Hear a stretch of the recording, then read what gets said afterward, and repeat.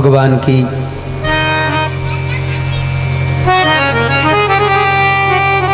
अत्यंत कृपा से, उनकी करुणा से हम लोगों को यह भगवत कथा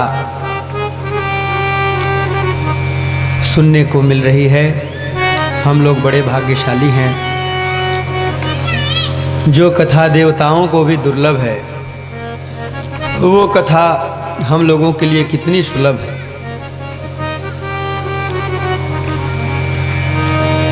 सत्ये स्वर्गे च कैलासे वैकुंठे नास्त्ययं रसः। न स्वर्ग लोक में यह आनंद है, न सत्य लोक में यह आनंद है, ना ही वैकुंठ लोक में यह आनंद है। यह आनंद तो केवल इस जीव लोक में है, पृथ्वी लोक में है। और इस आनंद के भागीदार हम लोग।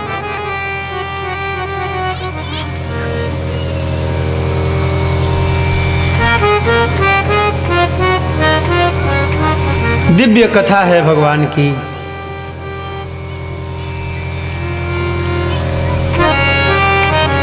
चतुर्विधाः भजन्ते मां जनाः सुकृतिनोर्जुन। आर्तो जिज्ञासुरर्थार्थी ज्ञानी च भरतर्षभ। चार प्रकार के भक्त होते हैं।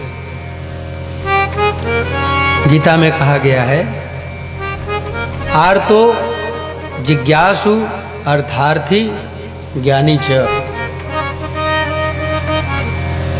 राम भगत जग चारि प्रकारा, सुकृति चार्यु अनघ उदारा। चार प्रकार के भक्त होते हैं और चारों पुण्यशाली होते हैं, पाप से रहित होते हैं।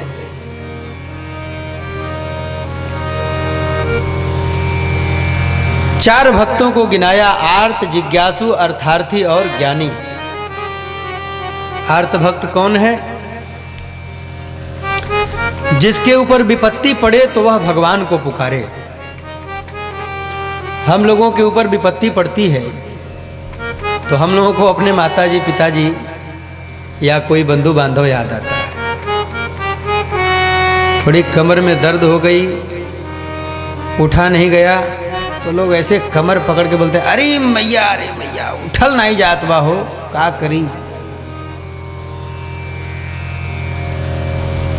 लेकिन जो आर्त भक्त होते हैं ना, उनके ऊपर जब विपत्ति आती है तो वो भगवान को पुकारते हैं। द्रौपदी जी के ऊपर जब विपत्ति आई, जब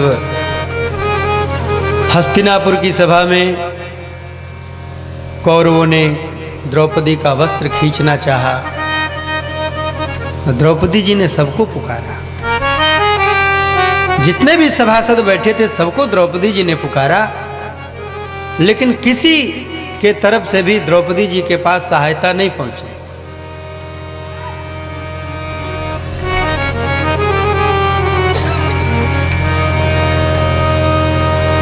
उस समय भगवान श्री कृष्ण द्वारिका में विराजमान थे और भगवान द्वारिकाधीश अपने कक्ष में बेचैन होकर के टहल रहे थे। दौड़ के इधर जाएं, दौड़ के इधर आवें, दौड़ के इधर जाएं, दौड़ के इधर आवें। रुक्मिणी जी ने देखा तो रुक्मिणी जी ने पूछा, प्रभु क्या बात है, आप बड़े व्यग्रचित्त क्यों हो रहे हैं? भगवान ने कहा, रुक्मिणी, द्रौपदी के ऊपर भयंकर विपत्ति आई हुई है। तो रुक्मिणी जी ने कहा कि प्रभु तब आपको दौड़ना चाहिए, दौड़ के आपको जाना चाहिए। द्रौपदी को आप बहन मानते हैं और द्रौपदी के ऊपर विपत्ति आई है तो आपको दौड़ के जाना चाहिए। भगवान कृष्ण ने कहा कि जाना तो चाहिए, लेकिन द्रौपदी ने मुझे पुकारा नहीं। एक बार वो मुझे पुकारती, मैं दौड़ के पहुंच जाता। उस समय रुक्मिणी जी अपने बाल में फूल लगाई हुई थी, उन्होंने उस फूल को निकाला है और फूल को अभिमंत्रित किया है और अभिमंत्रित करके हस्तिनापुर की ओर उछाला है। और अदृश्य रूप से जब वह फूल जाकर के द्रौपदी जी को लगा है तो लगते ही द्रौपदी जी को भगवान का स्मरण हो आया है। और द्रौपदी जी ने जो वस्त्र अपना पकड़ा था, अपने वस्त्र को छोड़ दिया और दोनों हाथ को ऊपर उठा करके द्रौपदी जी ने ठाकुर जी को पुकारा है। आकृष्यमाण वसने द्रौपद्याश्चिन्तितो हरिः श्री कृष्ण द्वारिका वासिन् कृष्ण गोपी जनप्रिय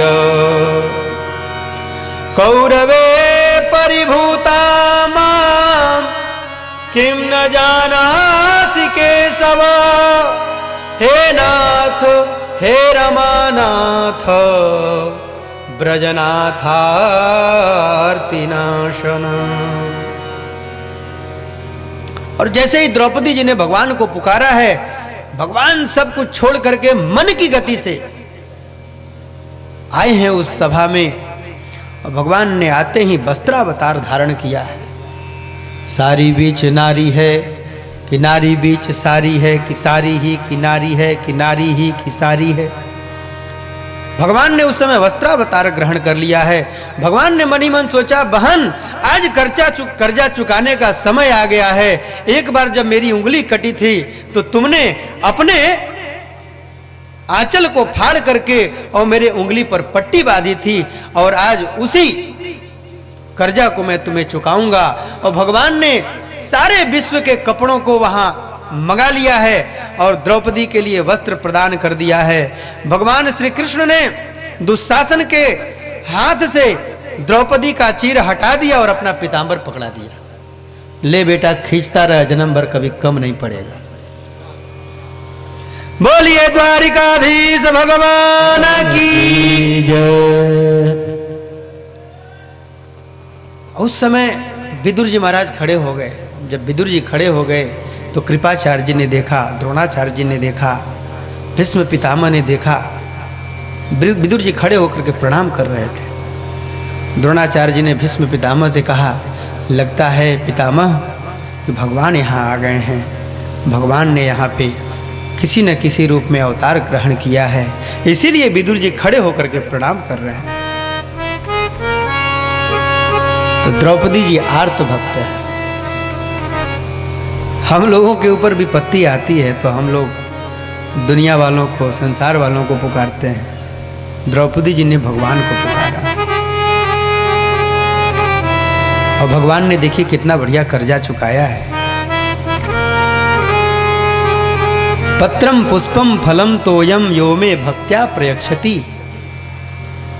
कोई भी व्यक्ति भक्ति पूर्वक, भगवान आपसे कुछ मांगते हैं क्या? भगवान को हम लोग दे सकते हैं क्या? हम लोगों का सामर्थ्य है कि हम लोग भगवान को कुछ दे सकें? बिल्कुल सामर्थ्य नहीं है। हम लोग रोज गाते हैं, तन मन धन सब तेरा, सब कुछ है तेरा, हे स्वामी सब कुछ है तेरा, तेरा तुझको अर्पण, प्रभु जी का प्रभु को समर्पण, क्या लागे मेरा। ओम जय जगदीश हरे, ओम जय जगदीश हरे। हम लोग रोज गाते हैं, भगवान के सामने जब उपस्थित होते हैं, आरती करते हैं, पूजा करते हैं तो रोज गाते हैं। आरती के समय गाते हैं, लेकिन उसके बाद जब दुनिया संसार में निकलते हैं तो उसको भूल जाते हैं। कोई व्यक्ति कुछ मांग दिया, कहते हैं कैसे तुमको दे दें, बड़ी मेहनत से हमने इसको कमाया है। तुमने कमाया है? व्यक्ति मिथ्या अहंकार कर लेता है कि हमने कमाया है। वो तो भगवान का सामर्थ्य है कि हमारी योग्यता को देख करके, हमारे योग्यता के हिसाब से प्रभु हम लोगों को देते हैं। आर्तः जिज्ञासु, जिज्ञासु भक्त किसे कहते हैं? जो भगवान के संबंध में जिज्ञासा करे। ईश्वर क्या है, ईश्वर का कर्म क्या है, ईश्वर करते क्या हैं, ईश्वर के अवतार का प्रयोजन क्या है, इन सभी प्रश्नों को किसने पूछा है? आप लोग 3 दिन से कथा सुन रहे हैं, इन सब प्रश्नों को किसने पूछा है? हाँ, परीक्षित जी ने पूछा है ना। परीक्षित जी जिज्ञासु भक्त है, और परीक्षित जी को सुखदेव जी महाराज कथा श्रवण करा रहे हैं। और जो लोग तर्क कुतर्क करते हैं कि महाराज जी ऐसे कथवा में आप कहे थे, तो उसमें ऐसा जो है आपने कहा समझ में नहीं आ रहा है। अच्छी बात है, अगर कोई बात नहीं समझ में आई तो जरूर पूछ लेना चाहिए। वक्ता अगर बताने लायक होगा, उसका ज्ञान होगा तो अवश्य बताएगा, और नहीं बताने लायक होगा तो कहीं ना कहीं पूछेगा, किताबों में पढ़ेगा, शास्त्रों में पढ़ेगा, अध्ययन करेगा और बताएगा। उसको तो एक नई जानकारी मिलेगी। भाई, संसार में ईश्वर के सिवा कोई पूर्ण है क्या? हम जीव पूर्ण हो सकते हैं? कभी पूर्ण नहीं हो सकते। पूर्णमदः पूर्णमिदं पूर्णात् पूर्णमुदच्यते पूर्णस्य पूर्णमादाय पूर्णमेवावशिष्यते। केवल एक ईश्वर है, हम लोग नहीं हो सकते।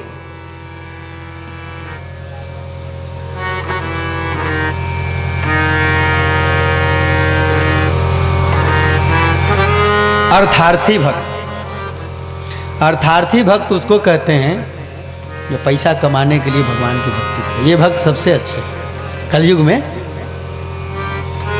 अच्छे हैं ना अनमोल बाबू? अच्छे हैं ना?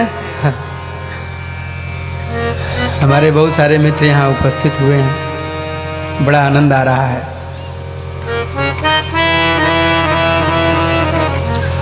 अर्थार्थी भक्त जो माल टाल कमाने के लिए कि खूब पैसा रुपया प्राप्त हो, हमारे पास खूब संपत्ति हो, ये भी एक प्रकार के भक्त हैं। इनकी कोई निंदा नहीं है, ये भी अच्छे हैं। एक सन्यासी थे, स्वामी कृपात्री जी से दीक्षा प्राप्त किए थे। पंचदशी की व्याख्या कर रहे थे कलकत्ते में, आज से करीब करीब 40-45 वर्ष पूर्व। श्री कृष्ण बोधाश्रम जी महाराज वेदांत के बड़े ज्ञाता थे, बड़े उद्भट विद्वान थे। वो पंचदशी की व्याख्या कर रहे थे कलकत्ते में, और एक व्यक्ति था कि कभी कथा वथा सुनने के लिए जाता नहीं था, लेकिन उस दिन गया कथा सुनने के लिए। और पंचदशी की व्याख्या हो रही थी, उसमें पंच शब्द का बहुत प्रयोग हुआ है। पंच तन्मात्रा, पंच महाभूत, पंच ज्ञानेंद्रियाँ, पंच कर्मेंद्रियाँ, ऐसे पंच शब्द का। तो व्यक्ति कभी कथा सुनने जाता नहीं था। अंतिम 20 मिनट की कथा बची थी, उसी समय पहुंचा, कथा सुना, पंच का उच्चारण हो रहा था। तो उसने सोचा कि ये 5 नंबर जो है ना, बड़ा बढ़िया नंबर है। दूसरे दिन जब गया लॉटरी खेलने के लिए, तो 5 नंबर पे अपनी लॉटरी लगाया। अब महाराज उसको उस जमाने में 4 लाख रुपया मिला, 4 लाख रुपया। दूसरे दिन सबसे पहले कथा सुनने पहुंच गया। दूसरे दिन सबसे पहले कथा सुनने पहुंच गया, और वहां जो लोग थे उन लोगों ने कहा कि अरे भाई, आप तो कभी कथा वथा सुनते नहीं हो, आज क्या बात है, क्यों इतने जल्दी आ गए हो? और लोगों ने देखा कि मार झोले में भर के फल मिठाई वगैरह सब, लिफाफे में 2100 रुपया भर के, और महाराज जी के चरणों में समर्पित किया। लोगों ने कहा क्या बात है भाई, कभी कथा वथा सुनते नहीं हो, कल तुम थोड़ी देर के लिए दिखाई दिए थे और आज बड़े पहले आ गए, क्या बात है? तब उसने बताया कि कल महाराज जी पंच कर रहे थे ना, 5